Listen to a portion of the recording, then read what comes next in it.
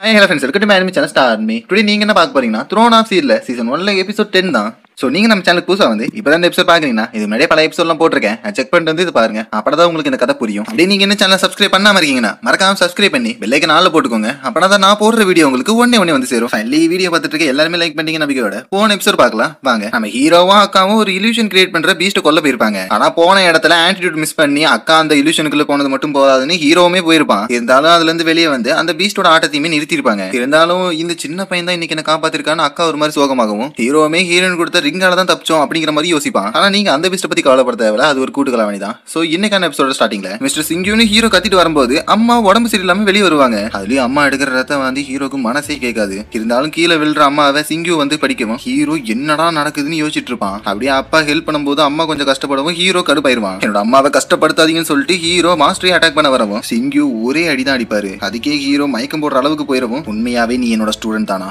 எந்த ஒரு சிச்சுவேஷன்லயும் உனக்கு அமைதியா இருக்குதானு நான் சொல்லி கொடுத்தேன்னு அப்பா கேட்கவும் என்னோட அம்மாவை எனக்கு கொடுத்துருன்னு ஹீரோ கத்துவான். அப்ப சரி இந்த கோட்டை நீ தாண்டனா உன்னோட அம்மாவை உனக்கு ரிட்டர்ன் பண்றேன்னு அப்பா சொல்லவும்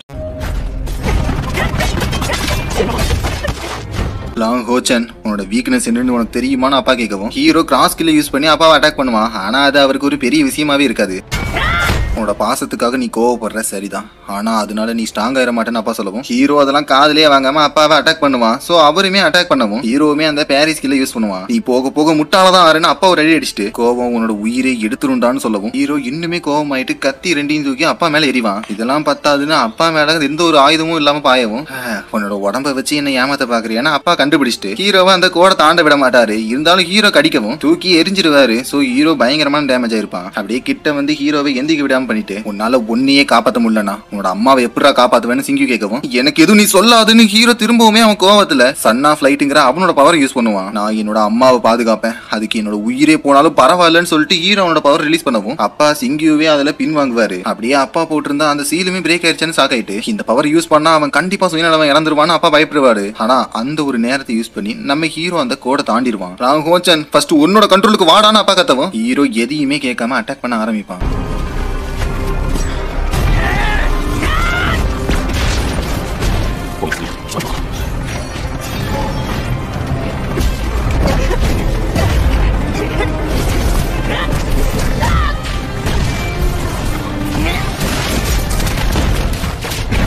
இவனை நான் எப்படியா தடுத்தாகணும்னு அப்பா ஹீரோவோட தலையில கை வச்சுட்டு உன்னோட அம்மா பத்தி யோசி அவளை பாதுகாக்க வேணாமான்னு கத்துவாரு. சோ ஹீரோவுக்குமே அம்மா பத்தின இருக்கிற எல்லா நினைப்பும் வரும். ஆனா ஹீரோ அமைதியாவான்னு பார்த்தா அதுக்கு பதிலா கோவப்படுவான். அந்த நேரத்துல ஹீரோ தலையில கட்டியிருந்தா அம்மாவோட அந்த ரிப்பன் கலண்டுரும்.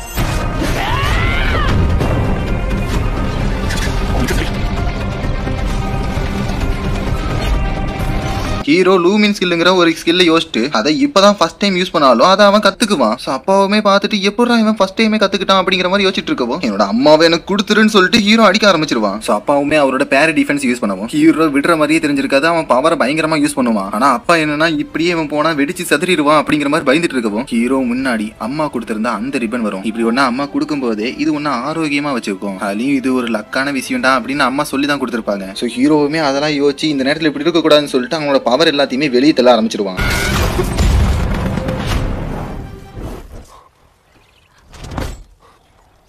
இவன் அவனோட அம்மா மேல வச்சிருந்த பாசத்தால தான் இதை கண்ட்ரோல் பண்ணிருக்கானா அப்படிங்கறத அப்பா யோசிச்சு நீ உண்மையான சன் ஆஃப் லைட் தான் அப்படிங்கிற நினைக்கவும் சீன் கட் ஆயிரும். ஹீரோவோட வீட்டுல இந்த குழந்தை கண்டிப்பா இந்நேரத்துக்கு கிட்டத்தட்ட செத்து இருக்கும் அப்படின்னு அம்மா நினைச்சிட்டு இருக்கவும் ஆனா ஹீரோ அந்த நேரத்துல முடிச்சுட்டு அம்மா உங்களுக்கு எதுவும் ஆகல மிஸ்டர் சிங்கியூ உங்களை ஏதாவது பண்ணாரான்னு ஹீரோ கேட்கவும் அவர் எதுக்காக என்ன அப்படி பண்ண போறாரு, அவர் என்னோட காயத்தை சரி பண்ணிட்டு இருந்தாருன்னு அம்மா சொல்லவும் இந்த காயத்துக்கும் டீமன்ஸுக்கும் ஏதாவது தொடர்பு இருக்கான்னு அப்பா கேட்பாரு. ஆனா அம்மா எதுவுமே சொல்லாம வெளியே வந்து ரத்தம் வந்து எடுத்திருப்பாங்க. ஆனா அதை ஹீரோட சொல்லாம உண்மையான ஒரு விஷயத்த வந்துட்டு மறைச்சிட்டோண்டா, மிஸ்டர் சிங்கியூன்னு நீ சொல்றவர் தான் உன்னோட அப்பா அப்படின்னு அம்மா சொல்லவும் ஹீரோ அப்பாவான்னு ஷாக் ஆகி கத்துறதுக்கே மனுஷன் செவுத்து உடச்சிட்டு வந்துருவாரு. அம்மாக்கும் யாரா இவன் ஆயிரவும் 10 வருஷத்துக்கு முன்னாடி டீமன்ஸுக்கும் ஹியூமன்ஸுக்கும் போர் நடந்துச்சு. அதுல உங்க அப்பாவுக்கு பயங்கரமான காயப்பட்டு இருந்துச்சு, என்னையுமே டீமன்ஸ் கடத்திட்டாங்க. அப்படியே அதுக்கப்புறம் அப்பாவை எப்படிடா மீட் பண்ண போறோம் அப்படிங்கிற ஒரு கவலையிலேயே அவரை பார்க்காம நான் இங்கேயே செட்டில் ஆயிட்டேன். ஆனா அப்பா நம்மளை கண்டுபிடிச்சிட்டாங்கன்னு அம்மா சொல்லவும் கடந்த 10 வருஷமா உன் அம்மாவை நான் தேடாத இடமே இல்லை, ஆனா நானே எதிர்பார்க்கல எனக்கு ஒரு பையன் இருப்பானுன்னு. அப்படியே நான் வந்த போதே உன் அம்மாவும் உன்கிட்ட நான் தான் உன் அப்பான்னு சொல்லதான் சொன்னான். இருந்தாலும் நான் தான் உன்கிட்ட பழகணுமேனு உன்கிட்ட டீச்சரா என்ன நானே இன்ட்ரடியூஸ் பண்ணிக்கிட்டேன் அப்படின்னு அப்பா சொல்லவும் ஹீரோவுமே ஒரு கவலையோட அவர் பக்கத்துல வந்து உட்காருவான்.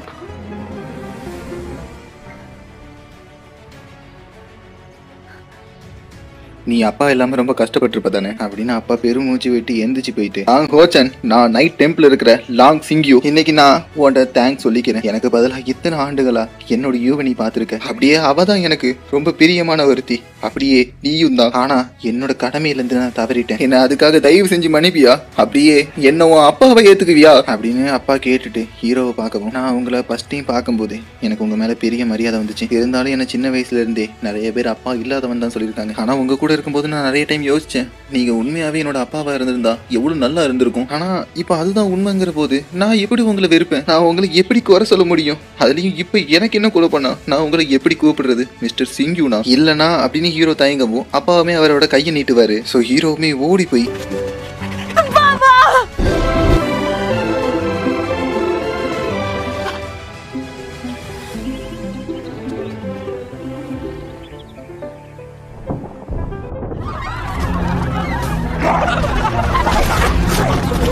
டீமன்ஸ்லாம் ஹீரோவோட சிட்டி அட்டாக் பண்றதோட இந்த எபிசோட் முடியுது guys. ஸோ எபிசோட் எத்தனை பேருக்கு பிடிச்சிருக்கு புரிஞ்சிருக்குன்னு மறக்காம கமெண்ட் பண்ணுங்க. எபிசோட்ல என்ன பிடிச்சிருக்குங்கிறத மறக்காம சொல்லுங்க. அப்புறமா அடுத்த எபிசோட் பொறுத்த வரைக்கும் கண்டிப்பா ஒரு தரமான ஃபைட் சீன் இருக்கு. எனக்கு உண்மையாவே இந்த த்ரோன் ஆஃப் ஸ்டீல் பிடிக்கிறதுக்கு இந்த ஒரு ஃபைட் சீனுமே காரணம் சொல்லலாம். ஏன் அப்படிங்கறத அப்பாவோட விஷயத்தை வச்சு பாத்தீங்கன்னா உங்களுக்கு தெரியும். அப்புறமா எபிசோட் பொறுத்தவரை நம்ம ஹீரோவோட ஃபேமிலி ஒரு வழியா ஒன்னாயிட்டாங்க. ஸோ சென்டிமெண்ட் அந்த இடத்துல புழிஞ்சிருப்பாங்க. இருந்தாலும் ரொம்ப ஆண்டுகளுக்கு அப்புறமா ஒரு அப்பா அப்படின்னு இன்ட்ரடியூஸ் ஆகும்போது சத்தியமா அது யாரா இருந்தாலும் கஷ்டமா தான் இருக்கும். அப்படி ஏத்துக்கிறதுக்கும் மனசு இருக்குமா இல்லைன்னு வேற தெரியாது. ஆனா நம்ம ஹீரோ டீச்சருங்கிற பேர்ல அவனோட அப்பா கூட இருந்த நினைவுகள் அவனுக்கு உண்மையாவே நல்ல நினைவுகளா இருந்தனால இந்த ஒரு விஷயம் அப்படியே சுமூகமா முடிஞ்சிருக்கு. ஸோ என்னெல்லாம் நடக்க போறதுங்கிறது என் கூட சேர்ந்து நீங்களும் பாருங்க. நான் உங்களை நெக்ஸ்ட் எபிசோட மீட் பண்றேன்.